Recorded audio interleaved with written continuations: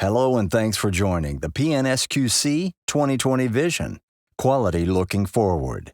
Just a little bit about the PNSQC organization. It's the oldest software quality conference in North America, now in its 38th year. The annual conference is held in Portland, Oregon. PNSQC is a nonprofit organization, and all volunteers run the conference. Focus is on the quality practitioners, everything from automation and distributed teams to measuring quality in AI and ML. We feature speakers describing their own experiences, not by consultants or vendors. Now, there's still time to register. By attending this webinar, you'll get a special discount code by email, which will give you access to all 3 days of PNSQC 2020 for just $75. Just a few quick house rules for today. Participants other than the speakers are muted. Questions are received via the control panel on the right side of your screen or through Twitter at PNSQC. Questions may be asked throughout the webinar. We'll try to answer them at the end. You'll receive info on the recording and slides after the webinar. Presenting today will be Ying-Ki Kwong, a PNSQC speaker from 2008, 2016, 2018, and 2019. He's the statewide QA program manager for Enterprise Information Services for the state of Oregon. His specialties and passions include quality and risk management, enterprise IT project management, complex systems and complexity, and volunteering for local nonprofits and travel. We also have Jack McDowell, PNSQC speaker from 2019 and 2020. He's a statewide QA program analyst for Enterprise Information Services for the state of Oregon. His specialties and passions are quality and risk management, connected government, accessibility and usability, diversity and quality assurance. The presentation today is going to be Transformative Change Initiatives Require a Culture of Quality. Now let's join the webinar already in progress. Changes a large enterprise from the perspective of that they are complex systems, and complex systems have dynamics that have some general properties, and some of that understanding we believe can be leveraged to better understand the nature of complex projects, organizational change initiatives, what in this presentation we generally refer to as transformative change initiatives, and I'll make that a little bit more clear as to exactly what we mean, kind of the nature of these endeavors and how best to manage the complexity that are inherent in these type of projects. We will discuss and argue that the central challenge of complex projects and complex system dynamics come down to understanding the nature of the dynamics in time, and how best to kind of both leverage and acknowledge diversity of the participants, both a challenge, but also have opportunities to be leveraged. A few definitions would be in order. As I said earlier, some of the biggest challenges in state government and in large organizations come down to how best to evolve the organizations, and sometimes in discontinuous ways. Technology, of course, change rapidly. With the nature of our work, change rapidly sometimes. This year is very special in the sense that we face tremendous challenges as a result of COVID-19. Many of us, of course, work from home, as we probably do today in participating in this. The term paradigm and paradigm shifts, they are borrowed from the philosophy of science. Thomas Kuhn is the person that originally applied these concepts to understanding changes in understanding and mindset in scientific disciplines. Since that time, it's been broadly used in many areas of work, including and not limited to management of organizations and marketing, that type of fields, but also, of course, in the social sciences. So in understanding enterprise change and the initiatives that are require to bring them about is useful to understand kind of the way to differentiate between different types of initiatives that are directed to help the organization evolve or transform.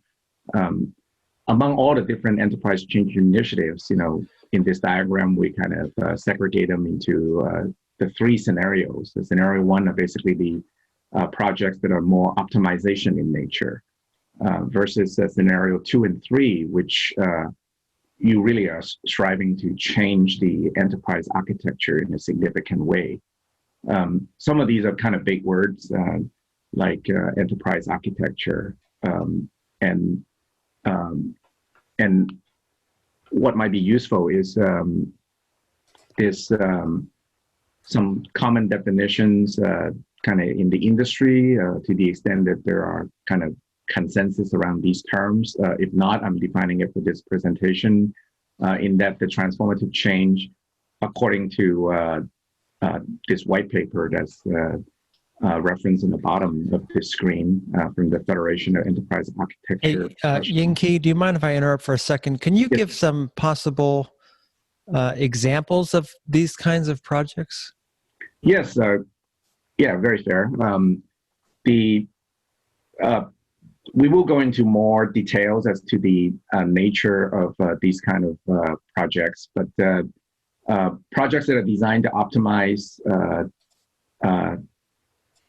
business processes, what I refer to as scenario one, they're not transformative in nature, in that you may be just making fairly minor adjustments in business processes. The goal is to optimize efficiency of specific processes. But in the case of the transformative change, which are scenario 2 and 3 in the previous slide, we're talking about things of a more significant change in nature. And the first definition on the top there, we have in private organization, maybe larger merger and acquisitions. That's one form of major change, and then the adoption of new business models. In state government, some of the recent memory around adoption of significantly big change in business model would be Cover Oregon and the associated Obamacare insurance marketplace. That's a major change in the way insurance and healthcare is provisioned to citizens and the residents of Oregon. With also important in another example from social services is integrated eligibility, kind of the change of a model to enable different social services benefits to be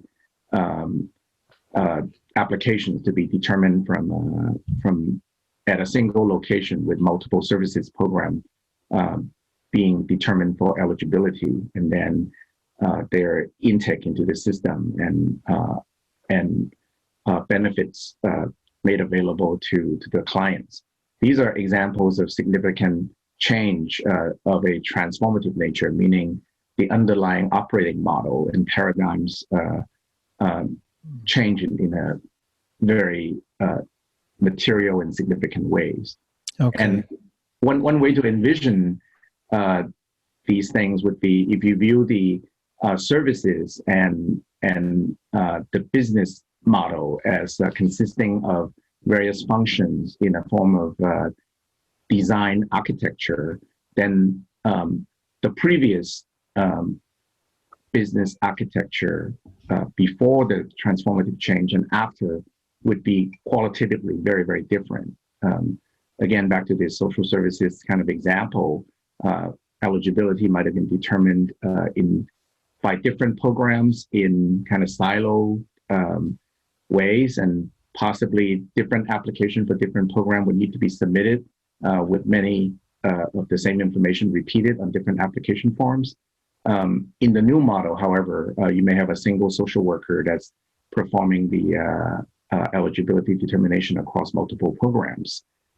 This type of mindset change is of a fundamental nature and represent a change of the underlying enterprise architecture.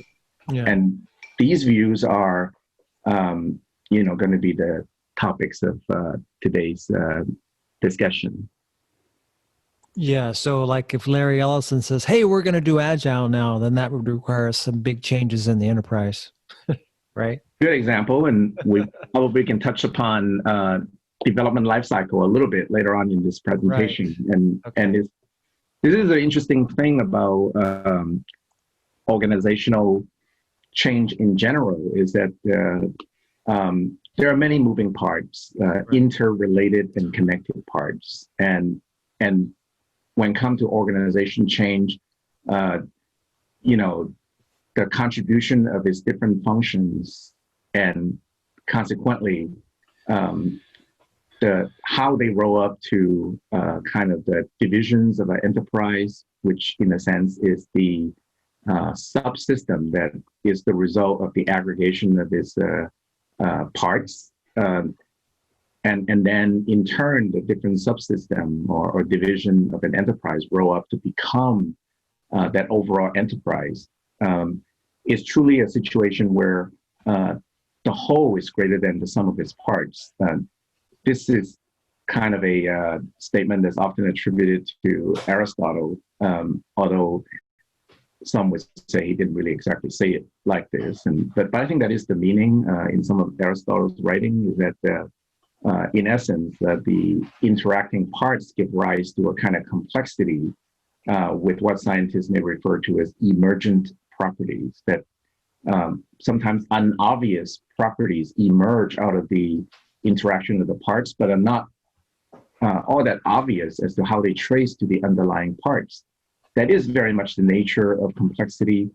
And the challenges of enterprise change, all said and done, is that these interactive parts and the unobvious emergent properties give rise to rather complex dynamics. And change in general is dynamics of the enterprise. And I think this particular view is, of course, inspired by the study of complex system in physical sciences, social sciences, and I think is this type of views can be leveraged for a kind of analysis that I think would give insight about complex systems. So earlier we talked about scenario one, which are kind of enterprise projects that represent a form of optimization, kind of like small variation from what would be considered as an effort to tend toward a better place and represent kind of minor changes. In the study of complex system, and for those of you that might have some exposure to that, this type of diagram that's drawn are sometimes referred to in the physical science as a potential energy diagram, or in game theory, this would represent the existence of equilibrium with well-defined strategy for people to traverse from a specific place in terms of where they're at to possibly the equilibrium point, which is a more optimal place. So scenario one kind of system in this view represent kind of the analogy would be like in economics, Adam Smith invisible hand, in which individuals or individual firms interact with the larger economy as an overall environment. And this is a form of like a single person games in which everybody is attempting to kind of optimize their own utilities in trying to get to toward this equilibrium point where it's potentially a more optimal place than where they start out. So the view of this is that the dynamics is around some optimal, where you basically have effectively single person games in which they are interacting with their environment. Now, scenario two is rather interesting in that there may exist multiple equilibrium points, and where one or an organization or an enterprise may be at one fairly stable equilibrium representing a specific operating paradigm. In a transformative change initiative, the goal is typically to go toward a more optimal place. If not the global optimum, then at least an optimal point of operation that is better than where you started out. And the dynamics is such that in order to get there, you would have to traverse a path that is potentially unsettling for the folks involved, and certainly a process of change. You may well have to go through some states that, as denoted in this diagram, is that ball that's on top of this peak. That is what folks may refer to as a meta-stable state. You're going to have to go through these points that you don't expect to have to last very long, and hopefully you will end up being at this more optimal pace as denoted by the ball at the bottom of this second well.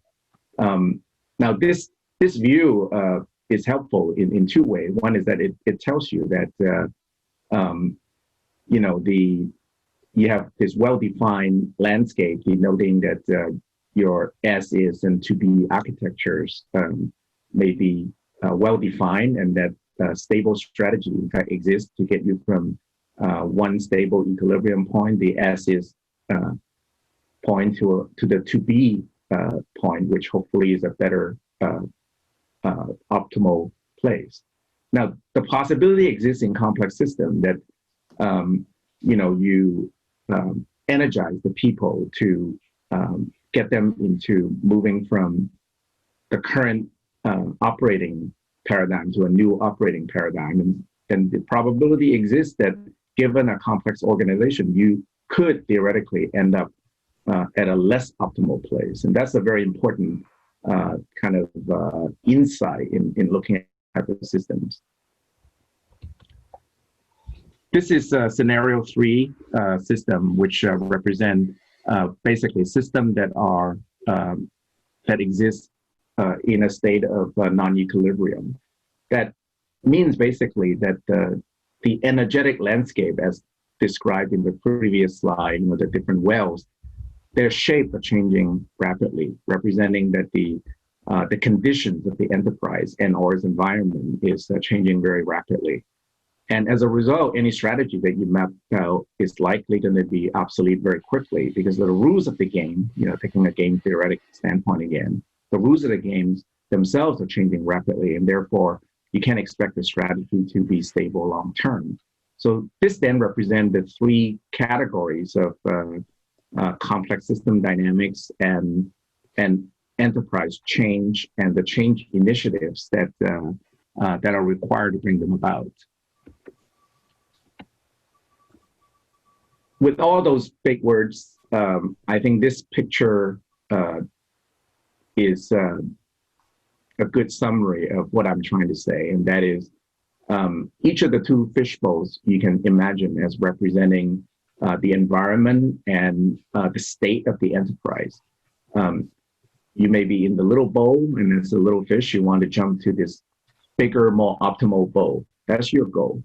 And operating within the bowls would represent what we've been calling kind of normal projects, normal in the sense of Thomas Kuhn when talking about the situations between paradigm change. You have a state of kind of stable equilibrium. People have a certain mindset regarding their operating models and the way of doing things.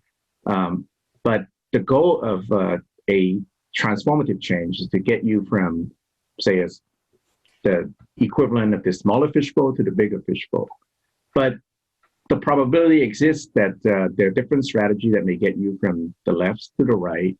But also, if you don't do things well, then there is the possibility that the fish does not end up on the right-hand side bowl and fall on the table, and you're at a worse place than you started out. So that that in a nutshell are the different complex system dynamics that can be leveraged to understand transformative change. And a key in transformative change is in understanding how best to enable the different units of your organization, your different functions, your different divisions to come together to articulate the meaning of change. And in understanding how best to do that, I think some very important concepts from social sciences and linguistics can be brought to bear. And I like now to ask Jack, my colleagues, to be talking about community of meanings and its relevance in enterprise change. Thank you, Ying. I'm Jack McDowell, and thank you for that. So I'm going to talk a little bit about communities of meaning and how these impact software quality. So the idea of this isn't just to start talking about language and linguistics, and I'll do my best to bring it back. So, however, I will start with this slide, which shows a chair and a little pictogram of a chair. And why is this? Whenever we think about a chair, especially, we think about these ideal forms, going back to Plato and the allegory of the cave. The idea is that under that type of philosophy, there is an ideal chair. We think of a chair, it's got 4 legs, a back, you sit on it. And what we're seeing are just representations. Now, the purpose of this little, can you go back a sec, please? Oh, sorry. Well, it's okay. No, never mind. Okay, thank you. So the purpose of this presentation is twofold. First of all, like you all just saw, we have lots of possible different chairs, but also whenever we're talking about abstract terms such as quality, these terms are much harder to define even if we can abstract some sort of general rules. And why is this important to quality assurance? Because traditionally, whenever we do quality assurance and we do QC checking and things like that, we try and hit certain metrics, right? And Ying will talk more about metrics later on. But the idea is that we try and identify defects. So for instance, if we're producing 1,000 widgets, we can say, well, as long as a certain percentage of those widgets meet our quality checks, then everything's good. But there are additional things that are missing, such as are those the right widgets we should be manufacturing? Are they the most optimal widgets? And do those widgets account for diversity? So now, Ying, if we could go to the next slide about chairs. So here are some chairs, right? I was talking a second ago about these Platonic ideals of what a chair could possibly be, but in today's world, and in particular, if we take more of a diverse view about what a chair is, we can see that chairs can be completely pretty different. And in fact, if you look at that 3rd chair, it doesn't have any legs. If you look at that 4th chair there on the right, it doesn't have a back. Now, all of these are chairs. The 3rd chair is a traditional Japanese chair. The one on the right is a more modern chair that was developed to help with postures, I assume. And that pink chair is a chair that my daughter has, and she loves it because she is just in love with everything princess related. As a quick aside, I do try and get her involved in other non-traditional, stereotypical, gendered activities, but it's a work in progress. And obviously, that first chair over there is what most closely resembles that sort of Platonic ideal of a chair. Now, why does this matter? Because all of these are chairs. And now, if instead we take a look at the word quality, we'll start to see not just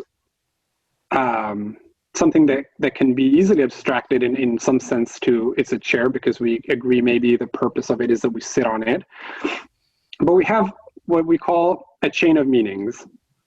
And a chain of meanings is the way in which the mind works to define a term. So the minute we think about quality, every single one of us is going to have a different understanding of what that quality is. So some people will look at say, a state website and judge it by whether it's modern, by its design. Other people will look more at functionality. Others will consider maintainability. And then obviously, because most of us here work in government, we'll think about compliance standards and laws. Now, the importance here is to understand that each one of these terms almost acts like a metaphor. So it's very difficult to pin down the specific meaning of first quality, but then we can even think of the following words in those chains as also relating to other things. So of course, compliance can mean very different things to different people depending on where they are. So Ying, if you could please skip the slide, thank you. So what's the point of this discussion here? The idea is that we're understanding the world through language. So we interpret the world either by reading, writing, gesturing, of course, and speaking. And our observations are inseparable from our culture, professional groups, and communities. And I'll go a little bit in more depth into this field because I think it's particularly relevant to government and the way we work. Then it's also important to understand that communities of meaning arise from cross-cultural and cross-professional group cleavages. So what this means is that we can't simply say everyone in, say, the procurement office or everyone at the Department of Justice is going to think a certain way. Like I mentioned before, I happen to have chickens, so I'm sure that I have something in common with some other backyard chicken farmers that I might not have in common with other operations and policy analysts within the state. Now that's just maybe a silly example, but we can think of all of these different personal and cultural and professional experiences that create sort of these micro communities that then produce the whole, which is our identity. And obviously, in turn, we then understand things through these communities of meaning. And now, one way of thinking about this is that example I just used as professions. So, for instance, a maritime lawyer is going to have significant things in common with another maritime lawyer, even though they live in different countries, because maritime law is one of those international types of laws. Likewise, attorneys at the Department of Justice in the state of Oregon will likely have a similar understanding around certain topics, just as procurement specialists will, or information technology people within the state, right? Now, of course, if we're talking about people that work in information technology in the state and people that work maybe with a startup, they might have very different understandings of what quality means and what the right thing to do in software. So let's see, next slide. So if we think of this idea of a group identity, we see that there's all these different factors that sort of feed into each other. So we have culture, profession, language, and this general other factors such as civic communities. I mean, a lot of the research that was done here was related to a time whenever people were maybe more engaged in civic communities such as bowling, and there's research done on bowling alone, how the civic community in the United States has changed. But there are other things like volunteering. Now with the wildfires, I'm sure a lot of people have been members of volunteer organizations and things like that, helping out. So all of these groups external to maybe things that we consider as a overarching culture or overarching professional also help to define group identity. Okay, so what does this have to do specifically in a complex enterprise? So the idea here is that we can think about the communities of meaning as feeding into this understanding of enterprise language that then in turn feed into our shared experiences. And this is a cycle that keeps on evolving. And now why is this important? because the topic of this presentation is transformative change. So if we're trying to, that's okay, you can switch to the next slide. So if we're trying to, or if we're going through a transformative moment, we can see how these ideas relate to that change. Next slide, please.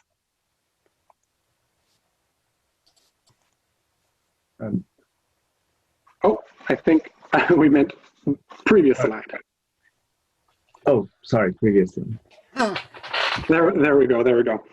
So here's one way, and apologies for all the text, but this presentation will be shared later, so you can take a closer look if you want. So the idea is how do natural languages, which is related to what I've been talking about, then relate to enterprise languages. So we can think of our languages that require translation to support effective communication. Then that would be, for instance, translating between, say, Mandarin to Spanish. Then if we're talking instead about the enterprise language, we're talking about translating between terms of units. And why is this important? Because this happens all the time in state government. Whenever, for instance, procurement or the Department of Justice will look at certain terms in a very specific way, which may or may not correlate to the common language understanding that we may have. So, for instance, a very basic example is the difference between may or shall. Those words carry specific meanings in the Oregon Department of Justice language, but whenever we're using them in our own language, they might just be interchangeable or mean very slight variations. However, in a contract, they can actually mean result in very important differences between the level of service that a vendor should provide. Now, some other things are also easier to understand, such as the idea that languages must evolve. And this is related to the concept of transformative change. As the enterprise or a program is going through a transformative change, the enterprise language has to evolve to address those changes. And languages that fail to evolve face extinction. Now, probably a whole book, and I'm sure books have been written about this, but a good example would be IBM, how the enterprise language of IBM wasn't able to keep up with the changing world, especially with the IBM compatible PC. And eventually, IBM had to reframe their enterprise language, their understanding of themselves as IBM, to become much more of a services-oriented company than a hardware company. Now, we also have this point that languages are subject to forces that are external to them. And, that can happen in the enterprise as well. And the degree to which that's beneficial or not will depend. In certain examples, like going back to that DOJ example, I would say it probably is beneficial for that type of language to expand across the enterprise more, because at the end of the day, whenever we do end up with a contract, it's important to keep that in mind so we have good alignment between the different functional units in the state. And this last point is maybe a bit more contentious. It's this idea of a possible world language. Now, I've been talking so far in this presentation with making some pretty strong assumptions around language and post-structuralism. There are certain scholars that would argue differently, but I think one thing we can agree is that in commerce, for instance, international commerce, there are certain languages and certain concepts that do become more universal. And that would be related to the idea of maritime law, where just out of necessity, these particular communities of meaning have to emerge where international commerce and international trade can happen. And likewise, it is possible to have shared enterprise languages to support change. And so this is going to be one of the takeaways that I hope you can take from this presentation or this section of the presentation, which is we aren't trying to say that language is just it exists in a completely postmodern world. What we're trying to say is that you have these communities of meaning, and these communities of meaning and the enterprise language that goes along with them can in fact be almost guided.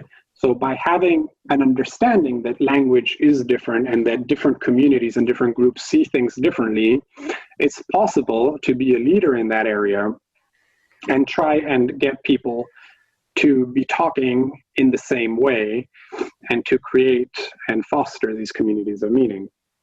So Ying, if you could please change the slide. Okay, thank you. So here is an example of enterprise transformation. And the idea here would be that we have a meaning of change, enterprise language for change, that then feeds into organizational learning, and we have a whole cycle that keeps on going. So just to wrap up this section, I wanted to just give some pointers from what we've seen. One would be to listen to cross-community understandings, to be mindful of things like power distance. I think that's something that isn't talked about too much in the state, but to understand that a lot of insight can be gained by looking at different groups within your own organization, such as the people doing the data entry and actually using these applications, or your customers, if it's public-facing customers. Also, remember, procurement will give you a procurement answer, and DOJ will give you a legal answer, and IT staff will give you an IT answer. And even though that is obvious, or may appear obvious, it's important to understand that, for instance, if we're talking about putting in a request to tech support, our answer will most likely be, sure, that can be done. The question is, should it be done, or will doing so actually serve your larger community? And that's something to keep in mind, right? Not whether something meets the Department of Justice's legal requirements or meets procurement rules, but trying to take a step back and look at the bigger picture and see how this enterprise transformation actually fits in to what is in the best interest of the state as a whole. So thank you so much, and I'll hand it back to Ying. Thanks, Jack. That was a very good discussion on the importance of creating opportunities for shared understanding. And that shared understanding, I think, is what would ultimately help eliminate blind spots of the organizations. And this part of the presentation has to do with, how best to navigate the transformative change process. And I think a very important aspect to talk about transformative change is, in fact, the point that was made originally by Thomas Kuhn about science, but really is widely adopted in international development. There's a book by Rogers, and then of course in marketing and other fields, Professor Christensen at Harvard talk about the innovator's dilemma.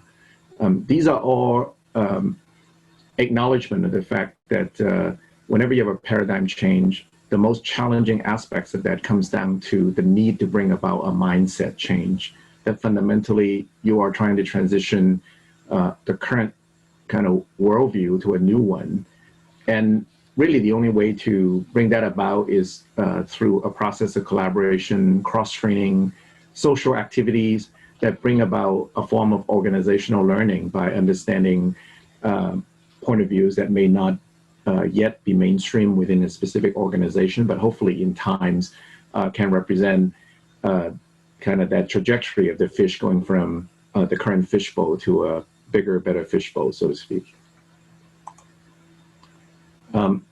a very important aspect, as was discussed earlier from the dynamics of complex system, is a kind of architecture view that many transformative change amounts to changing from one operating model to a fairly well-known to be model. And that type of change can be guided by the process of enterprise architecture on the one hand, but also by understanding that reference models typically exist of the to-be state that is a combination of in product designs and those type of fields, it may be referred to as a dominant design. That, for example, cell phones were kind of evolving in a hard to understand kind of way, and then there was the iPhone that, in one package, more or less standardized and specify what the dominant design in terms of feature function should be in a mobile phone. So I think in enterprise type work in the state, people that works in Medicaid would know that there's a Medicaid IT architecture that the Federal Center for Medicaid and Medicare Services would provide. That type of maturity model view is a framework that enable development of specific strategies in terms of the existence of certain models. In software development, there is the CMMI and other types of model that guide system development lifecycle. And to the extent that your to-be model is expected to be usable long-term, the goal would be to understand how dominant designs in different fields and the maturity models can guide your process. Hey guys, let me jump in for a second and say that we have about 10 minutes left, so hopefully we'll have a few minutes at the end for questions as well. Yes, thank you for the time reminder. Now, there are many aspects of managing complexity. I think we'll just highlight a few points because these are very vast subjects with a lot written in the literature. Some of those things that are specifically of importance has to do with really acknowledging that complex systems, like an enterprise, is ultimately the result of diverse parts interacting in interdependent way, and that dynamic interaction of complex system evolve in time and adapts to new environments. And acknowledging this type of view of diverse system is important in the sense that if we know that the complexity of organizations and future goals and objectives require a process of learning, and that until people wrap their minds around the goals and objectives and actually working on consensus on how to get there, I think it's fair to say items such as the business case or even the charter of a particular project needs to build in kind of a room for response to the unexpected. People refers to as the unknown, and the need of acknowledging that if some of these things are not managed well, there is the possibility that the goal of going toward a more optimal place may at times backfire, in the sense that you may not end up with a system or an approach or a transformed enterprise as optimally as you hope. But in the worst case scenario, it's theoretically possible that you end up at a less optimal place than where you started out, and that's what we want to avoid collectively. So herein is kind of an important concept to differentiate. This change management, seem to have two fairly divergent meaning. And people need to keep in mind that the traditional training of the project manager, that PMBOK view that we all refer to in our work in managing projects.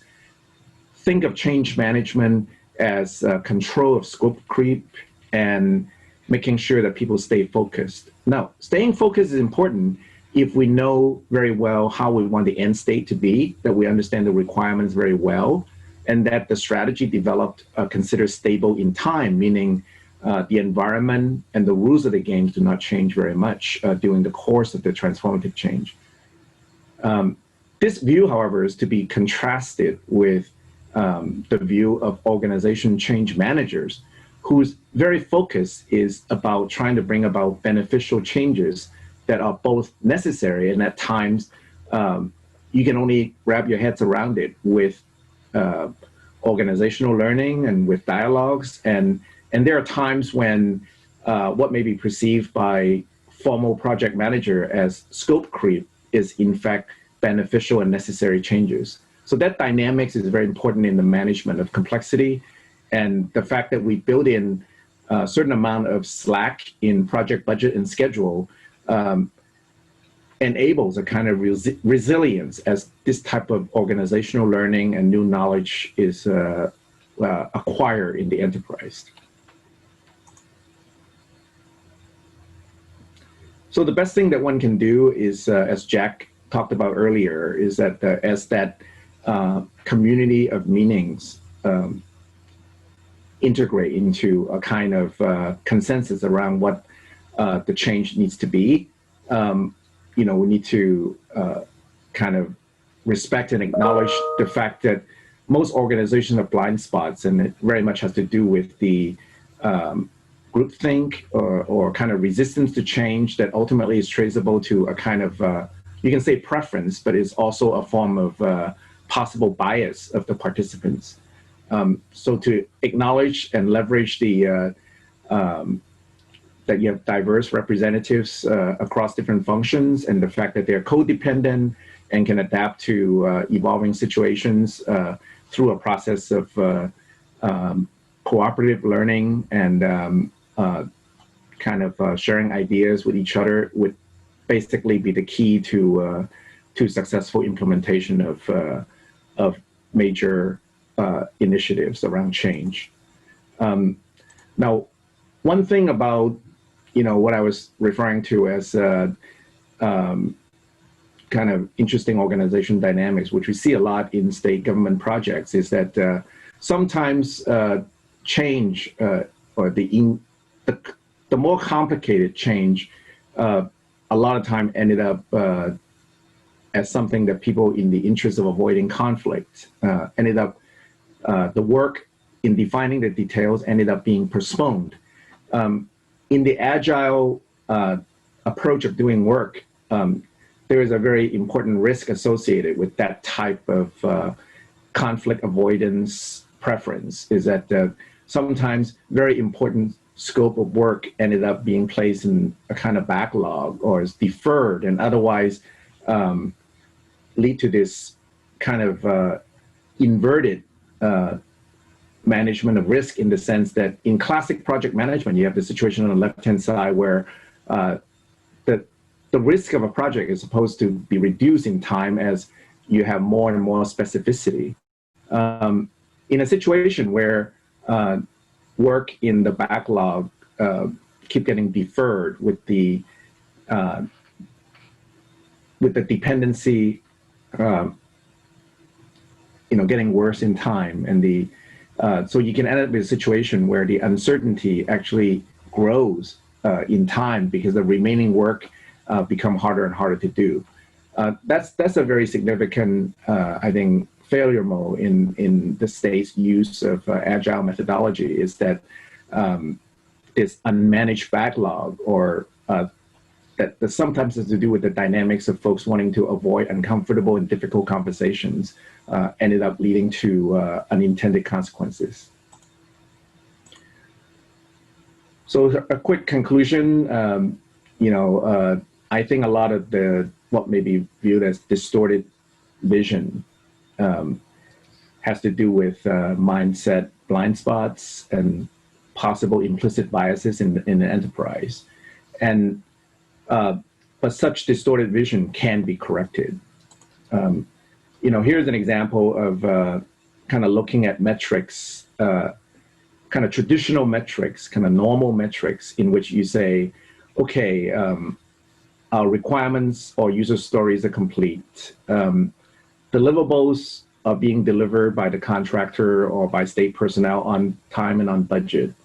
And the backlog, the number of remaining features are decreasing, and scope creep is being controlled. Normally, you would consider that these are very, very good things in terms of managing a project, except in the situation that if you have things in the backlog that amounts to, in this diagram where, is kind of an exaggeration. Somebody's trying to remove weeds, but he's also plowing down all the good plants and vegetables and flowers and things like that. Yeah, you can be on track, you can be on budget, and your scope creep of saying, well, shouldn't we replant? These are the kind of things that could be viewed as out of scope. And if that's your view, then it's very likely that when you're done, you will end up with a new state that may not meet business needs and may be far less optimal than even where you started out. So, in conclusion, I just kind of want to quickly mention that transformative change, they're not incremental. They represent kind of a new existence for the organization. And there may be different strategy to get there. And if one is not careful, you will end up at a less optimal place than you have intended. And I think the cure, if you may, the correction of that vision really comes down to understanding is a mindset change, and that organizational learning is key, leveraging some kind of common understanding and consensus around what the change should be and needs to be, and then acknowledging that different functions and different units of an organization may have different culture, and that culture difference need to be acknowledged, and the diversity of the views can and needs to be leveraged. I guess we're getting close to the end. It is the end. Just want to very quickly mention that Jack will be giving a talk at the PNSQC conference on October 14th. And the paper will explore more fully the impact of culture on the meaning of quality in IT projects. Thank you. Okay. Yeah, great. It's been a great presentation, Ying-Ke and Jack. Thanks very much. Uh-oh, that's my Google talking to me. We had a question come in, and the question is, does the management structure affect the ability to change? That is perhaps a centralized management structure better than a decentralized management structure when implementing a change? Yeah, the large enterprise, especially consisting of different business units or divisions, is possible that the different divisions and units have different goals and objectives. And there is a sense in which there's kind of a need to balance enterprise-wide change versus change that can be more efficiently and quickly brought to bear in a more narrow focus kind of situations. So there's no simple answer, unfortunately, to this question.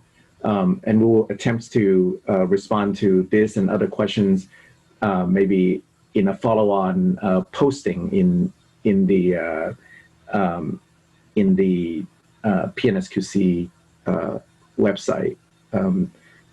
But the quick question is, yes. It seems like this is a two-sided answer, right? I mean, what types of changes are easiest to do with a centralized structure, and then what types of changes are easiest to do with a decentralized structure, and maybe some nuances or characteristics might help people in assessing that. Yes, and I think like complex system in general, by nature, I think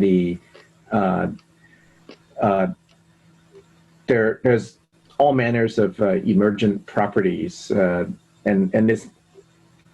there are vastly different operating models. And I think the attempts to do things in kind of a uniform way across, say, many agencies in the state of Oregon have the usual pros and cons of, there's the complexity of governance on the one hand, when you're trying to do centralized, unified approach of doing things, and of course the alternative is of kind of inefficiency in the different agencies' approach, potentially reinventing the wheel on the one hand, but the inefficiency to go with that. Generally, in complexity view of the world, sometimes inefficiency are not in of itself always a bad thing, because system with redundant parts or things of that sort leads to a kind of resilience. So there's very much that balance, like Phil just said. Right. Okay, well, great. Thanks very much, Jack and Ying-Kee. It's been a great webinar. And don't forget, we'll be sending out an email with the recording as well as a discount code to register for the conference. And we'll see you next time. Thanks very much. Thank you, everyone. I appreciate your time.